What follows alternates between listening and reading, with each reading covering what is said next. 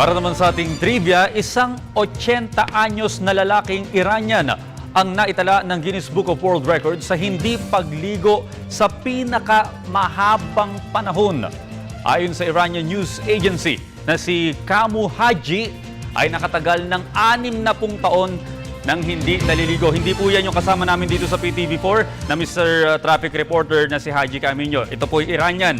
Natalo ni Haji ang 66 na taong Indian national na nagkamit ng 38 taong hindi pagligo. Si Haji ay nakatira sa isang nayon ng Dejga sa distrito ng Deram sa Fars province sa Iran.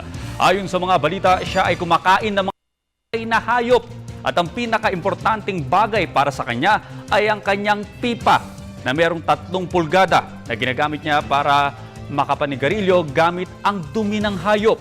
Siya ay nakitira sa isang bahay na sira-sira na gawa sa bato na itinayo ng kanyang mga kapitbahay.